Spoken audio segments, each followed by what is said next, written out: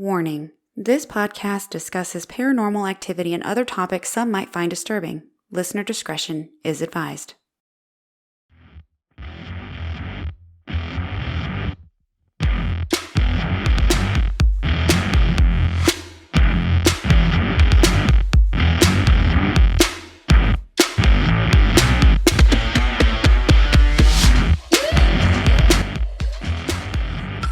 We're recording today.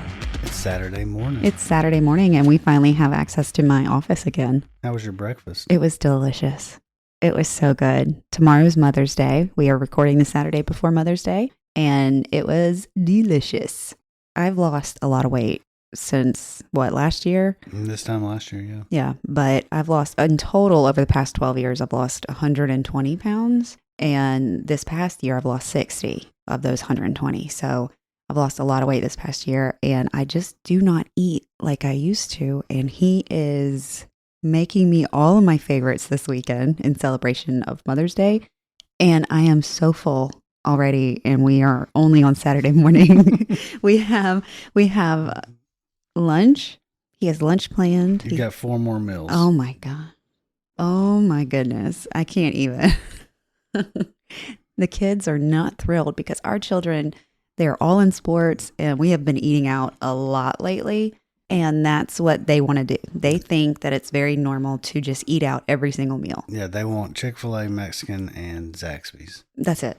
Yep. That's what they would survive off of. And I am so, don't get me wrong, I love me some Chick-fil-A, but if you say you only have to eat Chick-fil-A this weekend or don't eat it all, I would be like, dude, I guess I'm fasting. Yeah, I might eat it once and then I'd be like, no. That's where I'm at right now. I love it, but the only thing I want from there is a fountain Coke or a sweet tea. I can't wait for their peach milkshake to come back out. You love their peach milkshake. Yes, I do. I'm not a fan. My favorite ice cream is peach ice cream now. Is it really? Homemade peach ice cream. Do you change your favorite ice cream? Because I could have sworn it was like praline or something. Or butter pecan? Yeah. I do love butter pecan, but he changes it. I don't change with it. the season. My number one favorite ice cream is homemade peach ice cream. All right. Well, now that I know that, I can start preparing for Father's Day. I guess I need to find some peaches. And a churn. And nope. Rock salt. That's not going to happen. I guess I'm going to go find some peach ice cream because I am not making it. I am not Susie Homemaker. I am not a good cook. I'm not a bad cook. I just don't like cooking. In my mind, it's more of a chore. Daniel loves to cook. I do not like to cook, and I do not like to clean dishes. I will happily mop and sweep all day long. I hate doing dishes, but here we are. Welcome to Ghost Gossip. We are back in our studio. It has been a few weeks since we last recorded because we have been undergoing a major renovation. That's the word. Renovation on 2 of our floors. So on our main living floor and on the second floor, we have been displaced and life has been chaotic. My office has been packed full of furniture. And China. All the china that my family have ever given me has been in here. It is a lot. I do not do plates, but my family loves plates, and then they get too many plates, and then they bring me plates, and now I have a lot of plates. And the guys had to move my cabinet with my crystal and all my china, and Daniel had to do something with it because I wasn't home. And so it all landed in my office on my bed in my office that I sleep on when he snores. Well, I figured that was the safest place for it. It was. It turned out it was the safest place, but it turned out that I could not use this space at all. No, yeah, the worst part of the whole renovation was definitely the dust when they were doing the demo. It's horrible. But we're finally, they're done. They're done. They have a few more things to do, and I think I am going to talk to Rick about doing the sunroom. I'm just going to go ahead and have him do it because now that the main floor is done, now I'm looking at the sunroom and I'm like, well, that's unfortunate. But here we are. We're back in here, and we have had this house has been alive this past week. Yeah, we've had some activity.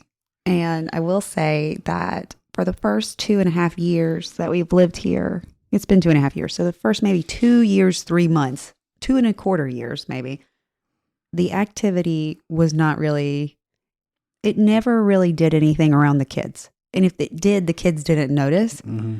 But the kids have started asking questions. They have started noticing things, and they're not scared of it, and they're more curious. And now it's like things are happening with the kids, almost like a playful, that we can't tiptoe around it. We can't really write it off. Because they're like, what's that? What in the world? Like the microwave? Yeah. Like our daughter was homesick one day, and I have cameras throughout the house, and she is calling me, but I think you were in court. I was in court, so I couldn't answer the phone, and she's calling me. And so on a break, I looked at the camera, and I can see her calling me, and she's like freaking out. So I text Daniel, he's home, and I'm like, go check on her. Something's wrong. And he goes, LOL, she's fine. I'll tell you later. And I'm like, what in the world is he going to tell me later? It turns out while she was heating up her lunch, she got done using the microwave, and the numbers after she cleared out the microwave started to just go up. Mm-hmm. We have a microwave that you have to turn the knob to make the numbers go up. And all of a sudden the numbers were going up, and they went all the way to 10 minutes. Mm-hmm. And she was like in full panic mode. And you can see her on the video. She steps back from the microwave, and her eyes are big, and she's like, Ashley. And then the new office light in my office / guest room / podcast studio, I've mentioned it has been coming on and off. It's almost very playful. We were all sitting in here because this room is so fantastic. We were all just sitting in here talking one day, and the light just came on and off, on and off, on and off. And then it stopped. And then it did it again. And then it stopped. And during the renovation, it did it a few times when they were actually ripping the floors out. And then it stopped, and it didn't do it anymore. And we were cleaning, we were dusting and kind of vacuuming, getting everything situated. And I had this overwhelming feeling that our little house ghost, Wayne, is not real thrilled with my carpet selection. And I think he feels like we should have done the laminate floors, the nice laminate floors upstairs as well, which that could be the case, but he's not the one paying for this. So we did carpet upstairs. Yeah. Economical. It's nice and plush. It's nice looking. It's much better than the purple carpet that was up there. Yes. And yes, we had thin purple carpet going up our main stairs. Thin purple, like a purple burgundy type carpet. Yeah, it was interesting. It went with the theme of the house, very 90210. Yes. And so I was telling Daniel, I was like, I have a feeling like he's not really happy because he had kept me up. I was sleeping in here during the storm. We had a huge electrical thunderstorm. And it was a lot of lightning, a lot of thunder. Lots of energy. The whole house felt weird. And that whole situation where I feel like somebody's standing over me and my whole body's chilled up, that was happening. And that's never happened in my office. And I just got this feeling like, okay, he doesn't know how to tell me, but he doesn't like the carpet. So we were talking about it, and my daughter goes, hey, Mom, why didn't you do nice floors upstairs too? And Daniel and I both at the same time just started laughing, and both of us at the same time go, okay, Wayne. And right when we said that, we were standing outside my office, the light started coming on and off, on and off, on and off, kind of like it was laughing. Mm-hmm.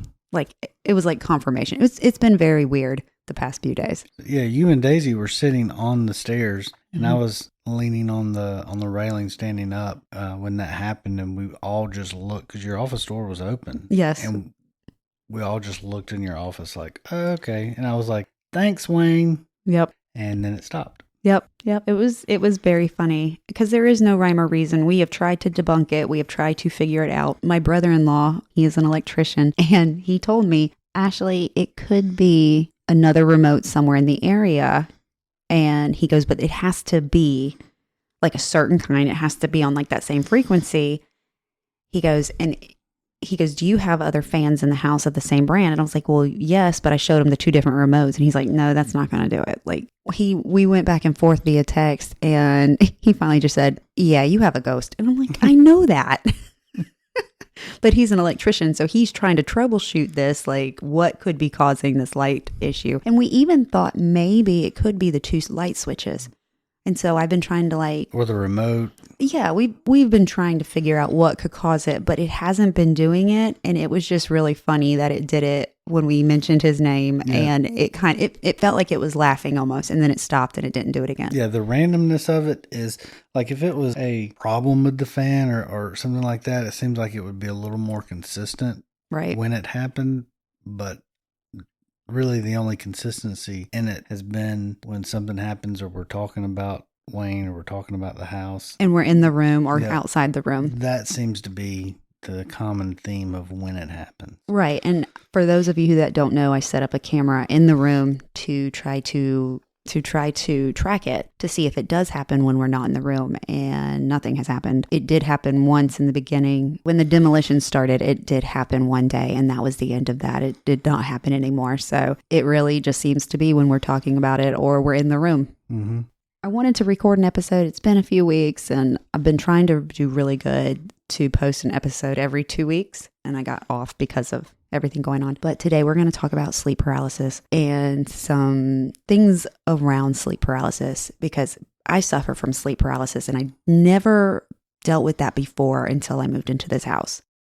And at first it was a very scary experience. It was very terrifying.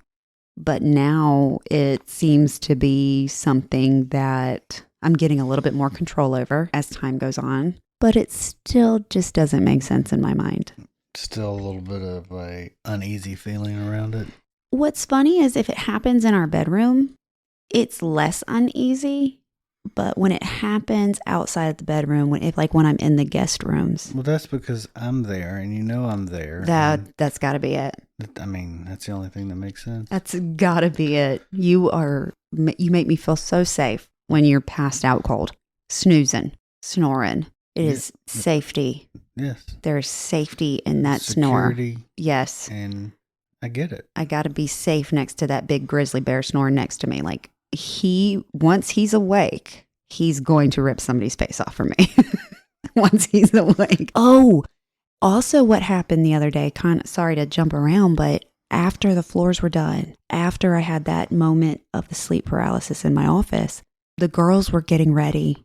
And the smoke detector went off in Wayne's old bedroom. Oh, yeah. And they freaked out. Yeah, that was first thing in the morning. There was no smoke. They had no curling irons or anything going on.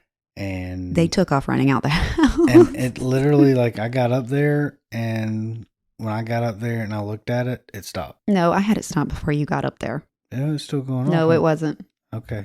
It was not. I had a dustpan fan in it, and it had stopped, and you got up there and you went in the attic because I asked you to go in the attic and make sure the furnace wasn't on fire. Just an air handler up. Whatever. There's something in the attic that controls the air conditioner or the air that blows through the holes in the floor. Okay. They're in the ceiling up there. Oh my gosh.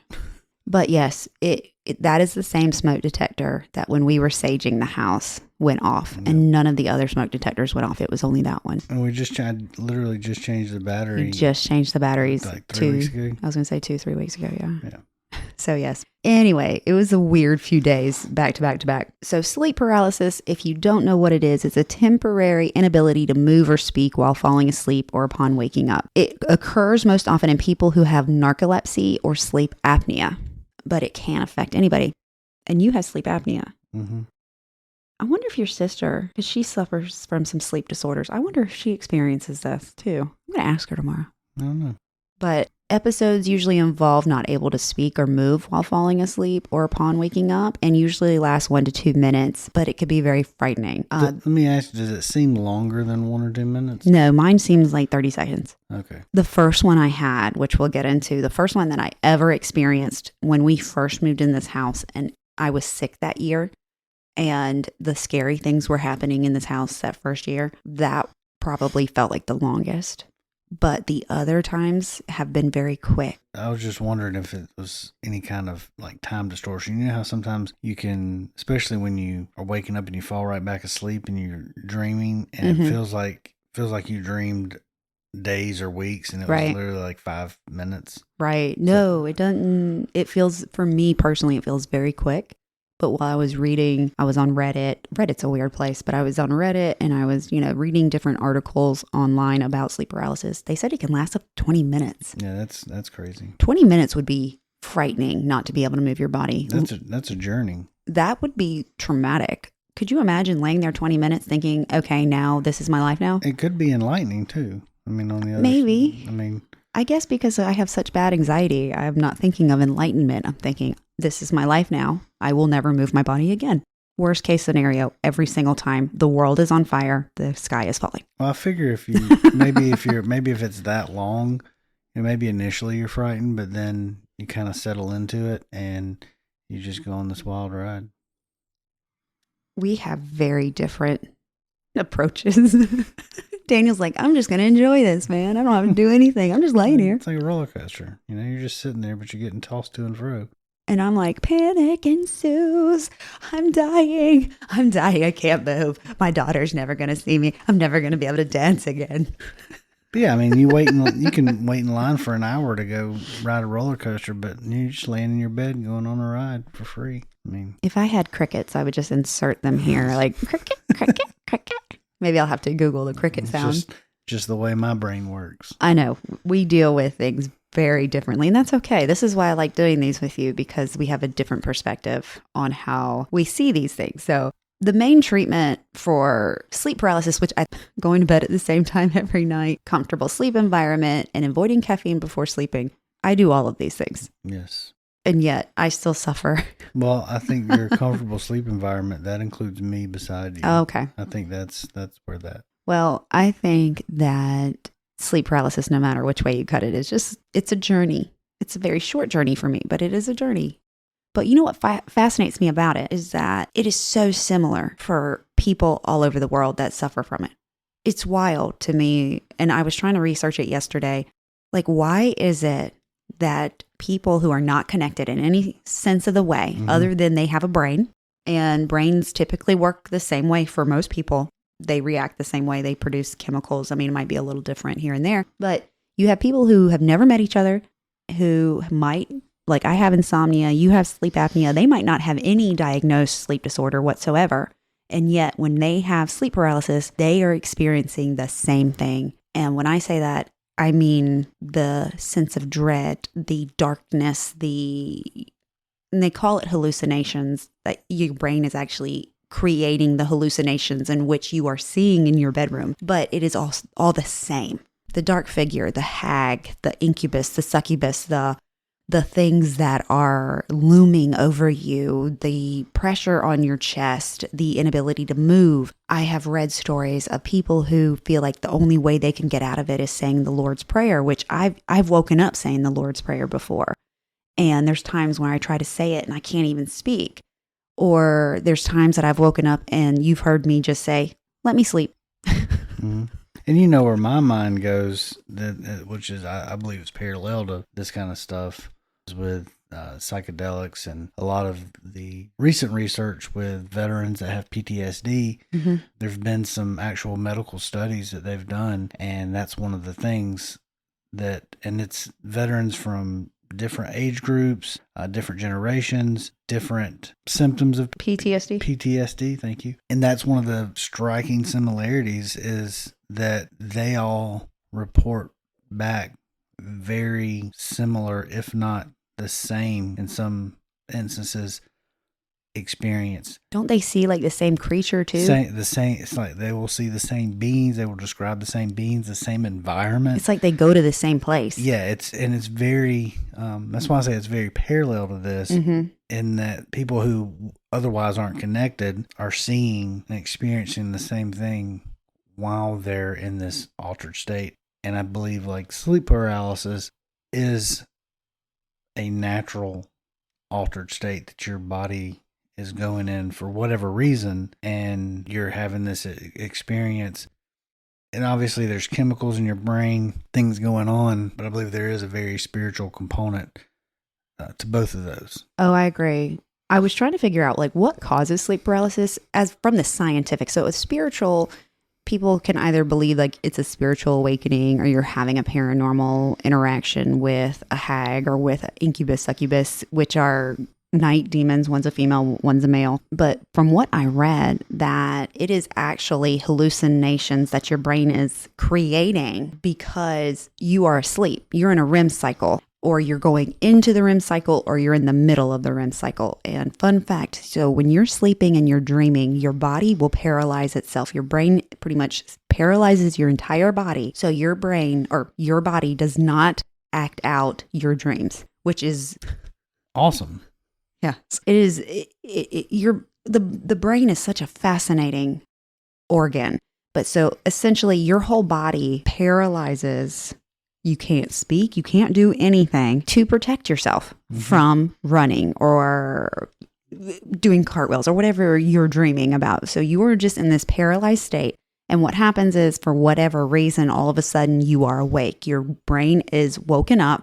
And your brain is it's almost like going into hyperdrive, trying to figure out, oh no, we're awake now. And you weren't supposed to be awake. Like, you're not supposed to see this. And your body is like trying to fill in those gaps. So there's a lot of miscommunication going on from your brain signaling to your body to figure out what to do.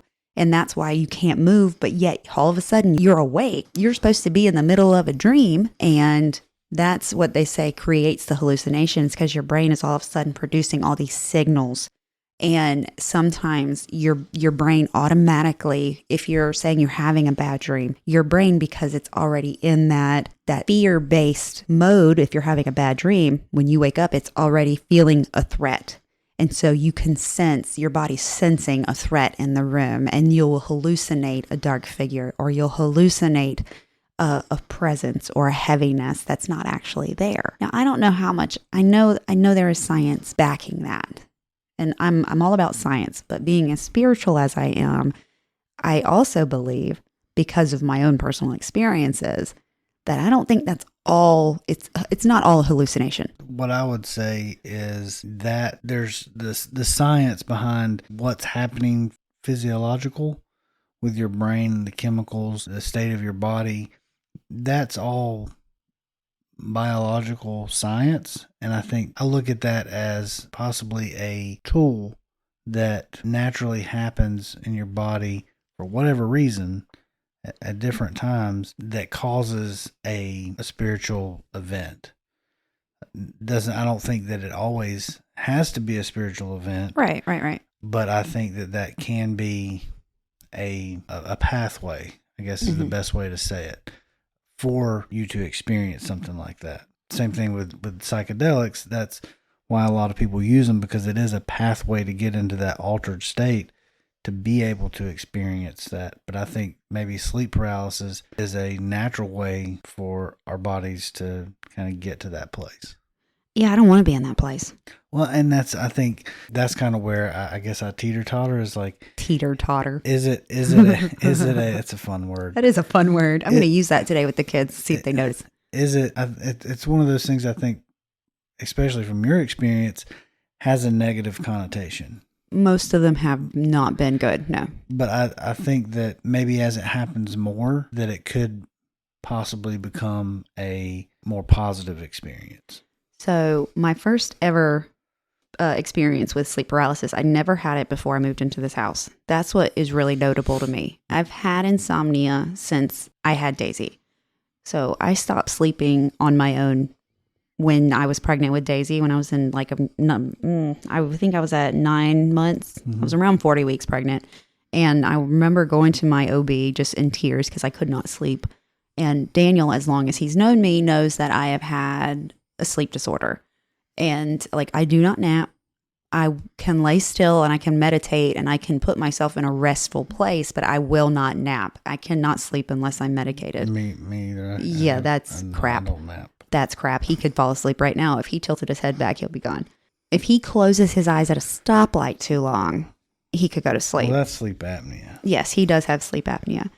But what I noticed that when we moved into this house and I started having experiences in this house, that's when sleep paralysis started. And it was scary because I was having darker encounters with whatever's in this house. I was seeing the shadows. I was feeling sick. I was getting the headaches. My doctors could not figure out what was going on. I think that was the most unnerving thing is that I went from being fairly healthy to sick. We were scared. We were worried. And then I was having nightmares. like nightmares. And then I would wake up paralyzed and have sleep paralysis in the middle of these nightmares. And it's terrifying. Well, yeah, I mean, and I believe that anybody that experiences these for the first time or is just beginning to experience these, it's very frightening, very possibly traumatic to be able to experience something like this. But I guess what I'm saying is that if you continue to experience these, you can become possibly more comfortable with them and maybe control your interaction while it's going on. Just like sometimes you can, when you're lucid dreaming, we talked about before, when you're lucid dreaming, you can control where your dream goes and what you're doing in the dream and how you're communicating. That maybe that is a possibility. I don't know. I'm just throwing it out there as a possibility. Yeah, well, for it to be a more positive experience. Right. I was just kind of telling a story about my sleep paralysis. I was just, I was just sharing my story. I'm just saying that I'm sure I'm very, just telling the people about my experience. I have no doubt that was very frightening. I know. I was just telling my story for the sake of our podcast today. Yeah. I don't care about controlling them. I have gotten better at getting myself out of them. Now, this past week, that was very strange because when I do think it was an interaction with Wayne, I do feel like he was trying to communicate with me. I do feel like he was trying to get my attention because he wasn't very happy. He's not very happy. He's better now. But it was very weird because the storm woke the dog up. The dog has severe anxiety. She was not going back to sleep. So I took her into the guest room after I got all the crystal out. We thankfully, we had gotten all the crystal out. And what did I say? I might need to be in here. Yeah. And sure enough, that night the storm hit and Mandy just lost her mind and could not sleep. She panted from 1:30 in the morning until 5 in the morning, bless her heart. And so I was not sleeping. And when I finally went to doze off, I had sleep paralysis and I could hear my childhood Bobo playing a song. Yeah, that's creepy. And then I heard something say, read the book with the signature. And sure enough, I have a book it's a haunted house book. It's about the Crescent Hotel and it has an autograph in it. And it's an actual autograph in the book. And I could hear whatever. I know this sounds weird and I swear I'm not crazy, but it's almost like I could hear what he was saying to me and I was trying to talk back, but I could not form words and I was getting mad because my tongue was paralyzed. I was just making noise. I wasn't even talking. I was just, and I was getting upset because I couldn't tell him what I was trying to say. Well, see, I think the interaction part of that is very cool and interesting. I wish you could have it. I wish you could have it then, because you look like you want to have it, and I'm the one having it. Now, I don't mind. Usually I just tell him, leave me alone, let me sleep. Leave me alone, let me sleep. Go away, let me sleep. Daniel's been with me where I've sat straight up and said, let me sleep, and I lay back down. And I've heard you, I've woken up and heard you talking, and I'm like, okay, I'm just going to roll back over here to sleep. Yes, I have very lucid dreams. I was having a dream the other night about, I watched something said, if you're lucid dreaming, if you think you're lucid dreaming, ask the person you're talking to in your dream for the date. And so the person I was talking to in my dream, I said, what's the date? And they said May 7th. And they stared at me and I stared at them because it was May 7th. See, that's all. I think that's awesome. I think that's awesome too. But the sleep paralysis part where you can't talk and you can't move is a little freaky. It is, and then when you're hearing Bobo's playing, Bobo. Don't talk bad about Bobo. I'm not trying to talk bad about Bobo, but Bobo creeps me out a little bit. He's a clown, and then the sound that Bobo makes is just as creepy. The fact that I could hear Bobo and Bobo wasn't in the room, but it sounded like his music box had been wound up, and he was just playing, and then it said, "Read the book with the signature."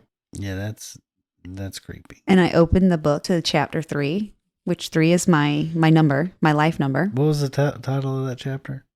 The man that's there, or the man that you met that's not there. Yeah. That's the title of the chapter that I'm on. The man that you met that is not there. And you haven't read that book in a while. Not since we got back from the Crescent. Yeah. No, life has gotten busy with softball, volleyball, baseball, and me driving. So I haven't had time to read. It's true.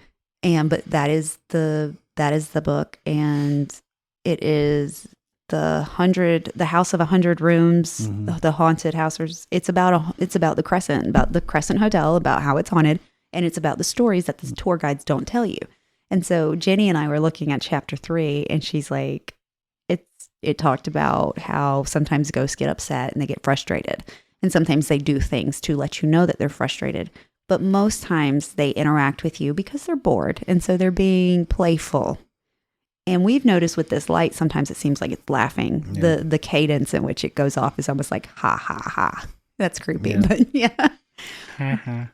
But yeah, what I think is fascinating about sleep paralysis is the fact that so many people across the cultures, whether you think it's a spiritual attack or a spiritual interaction or awakening or just something scientific, they experience the same things. That's what's fascinating to me. And there's different explanations and interpretations, but it's a common theme throughout culture, across the world. That's right. That's what blows my mind. Yeah. And I was reading in this one that the Egyptians actually think that you can die. Like it's a bad thing. Like they think that the more you have it, the more likely you are to be deadly. They had a very interlaced with their society and the spiritual realm. That was very... It's fascinating. Yeah. It's fascinating. I think that, so some of the articles that I read one is from Time magazine. It's called Why Sleep Paralysis Makes You See Ghosts. And that is the article that talks about the brain activities. Mm-hmm. And when you are awoken in the middle of a dream or in the middle of your REM cycle, which is where you go paralyzed, that your brain is automatically trying to assign a sense of self to yourself. And then wherever you are mentally, that's when you start seeing things or you start feeling things or you go to that danger mode because your brain is trying to fill in those gaps, because your brain doesn't want you to not be able to respond to a situation. Yeah, it's trying to make sense of your environment.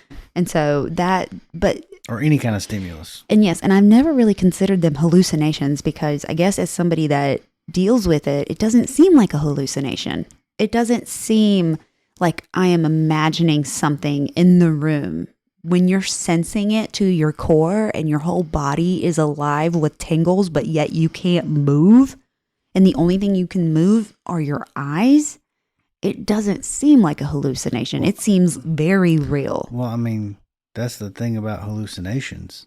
Well, I mean, as someone who has experienced them, I've never experienced hallucinations. That is. I guess I have. That is exactly what they are. You're there. It is very real. Yeah, and that's what it is. It is as real as you and I talking here. And that's, really, yes. Well, they're called with sleep paralysis. The sleep paralysis demons, quote unquote, that's what they call them. The sleep paralysis demons are intruder hallucinations, involves the perception of a dangerous person or presence in the room. When you're in sleep paralysis, does it have that same level of realness? Oh, it feels like there is something in the room with me. Absolutely. I never see anything. I don't see anything. I feel it. Okay. I guess that's kind of the difference between like a hallucination is you are actually seeing it and visualizing it, and it's just like I'm looking at you. Really? Well, I think that's what they're saying, that the feeling of an intruder in the room is a hallucination. Like you are hallucinating the fact that there is something else in the room with you that you can't see. That when you said that, because there are visual hallucinations, there are auditory hallucinations. I can't remember the one where it's the sense of feel. So you're tangibly feeling. Really? Well, you know what I think is funny is that sometimes I think I hallucinate hearing people calling my name or hearing hello, but you have started to hear it. Mm-hmm. So that's not a hallucination. Or is it? It's like that time that I heard your daughter calling me, but she was at her mom's. Yeah, I didn't hear that. No, you didn't hear that, but I did. And I woke up because it sounded like she was calling me. And I woke up and sat up out of bed and had to remind myself, she's not here. Yeah. And then when she got home, I asked her and she said, I woke up calling your name. Mm-hmm. Like, is that a hallucination? It could be. But why did I hear her? I don't know. Or the times that I've heard my name being called and the dogs have heard it. Well, I think that's what I guess really has always interested me about hallucinations, is that I guess there's a connotation, and there's probably different views on this, or there's a connotation that hallucinations aren't real, that they're just imagined. I believe that sometimes that is true, but I also believe that sometimes hallucinations are real. It's just we're interacting on the same wavelength or frequency to be able to receive those, but our brain processes that the same way as a hallucination that is our mind is creating. Does that make sense? Just staring at him like, what did you just say to me? Like, you could be like, yes, that could be an hallucination, but you were on the same frequency as she was when she called out, and it's just weird. And so you were able to connect. But then, you could, just like people who imagine spiders on their arms and they feel them and they see them. That's not real, right? That's not real, but they're physically seeing them and feeling them within their own brain. Oof. Oof. Why'd you have to take it to the spider on the body? Like, that's like when you have something crawling on you and you see it and your whole body comes alive with all the goosey bumpies and you're like, and even if though it's not on you anymore, you're like, imagine feeling that and nothing being on you but to you. No, I don't want to. I don't want to imagine that. That sounds horrible. I think it also speaks, all of this, I think, really speaks to the power and the possibilities of our brain. Oh, the brain is a powerful tool. It is a machine. It is the body is a beautiful, fascinating machine, but the brain, I mean, it is, and it is amazing to me how your body or your brain functions, how to protect you, and it goes into certain modes, and that's where sleep paralysis comes from, because your brain's doing it. But it just blows my mind that how powerful they actually are. It's super, super fascinating. It is very fascinating. I'm surprised with your sleep apnea that you don't have sleep paralysis. I think I have more lucid dreaming. I've never really experienced sleep paralysis where I'm in a dream state where I guess I have been in a dream state where I can't move, but I think that's more, I think I experience it more as lucid dreaming. I have lucid dreams a lot. Yeah. So, but I can't remember ever feeling what you're describing and maybe I have, but it's just not frightening me because I'm a weirdo. You're like, oh, cool. Yeah. Hi. What's up, bro? What's up, bro? Well, I think what scared me in the beginning about it is the fact that the only way I could come out of it was praying. And that's what scared me, because it was terrifying, and I had to pray to get out of it. And now I can be like, blah, blah, blah, and I guess that means leave me alone. But there's sometimes I can speak. There are times that I can speak very clearly and say, let me sleep, and then it goes away. And there's other times my tongue is paralyzed and it's like I'm hearing somebody talk to me and I'm trying to talk back and I'm trying to move, and yet I have nothing. I have nothing because my body is frozen. And I will admit, the one that I had this week was out of pure exhaustion. Yeah. My body was purely exhausted because I was up with the dog trying to get her to go to sleep. And the moment she settled down, my body just shut off, but then it was awoken again by something or whatever. And sleep paralysis, boom. I want to talk to somebody else that has it. You know what I mean? I want to talk to somebody who experiences it at the same level that I do, or if not more. Let us know in the comments. Let me know. Message me. Reach out. I would love to talk to you, because I want to hear about what somebody else, like with you with lucid dreams. We could talk about lucid dreams because we both have them. Right. We are both, when it comes to our dreams, we have weird dreams. You don't really remember yours, but you know that they're weird and that you've interacted and that you can kind of wake up, go pee, and come back and go right back into where you left off. That kind of dream. Whereas this is, you haven't had it. So you're very scientific and hallucinogens, which I have no experience with. but so we can have a dialogue, but I want to hear somebody else's experience. You know what I mean? Like, I want to hear, like, did they experience the hag or the hat man or the child or the heavy feeling in the room or the incubus, succubus? Like, that could definitely give you a better level of understanding of what's going on. Yeah. Because I understand the scientific part of it.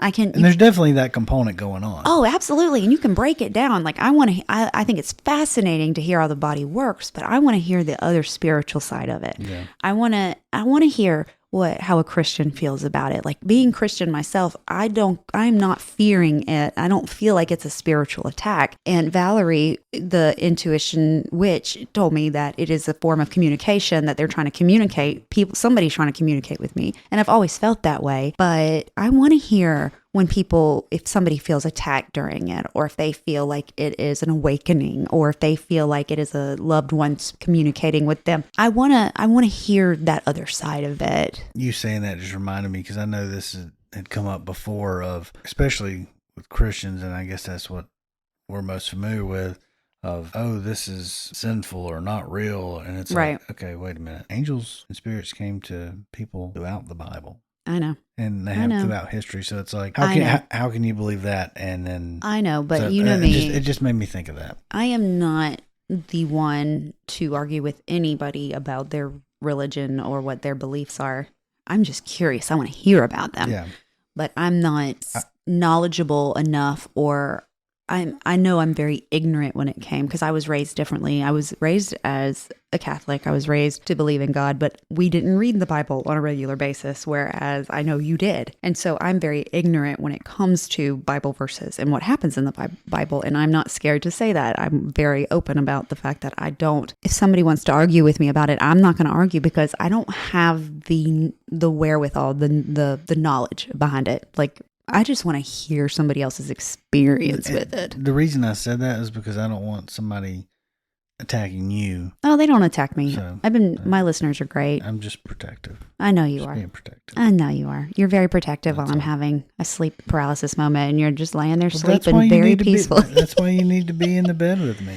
Listen, I don't mind sleeping with you. You know that. I've been with you going on 6 years. I love sleeping with you. But when you are now PG-13, when you are snoring like a grizzly bear, you are not the person I want to be laying next to. I'm warding off bad spirits. That's what there's I'm doing. Nothing you're warding off. You are waking them up, and they are cranky, and they're coming and telling me about how you are keeping them awake. You have woken the dead.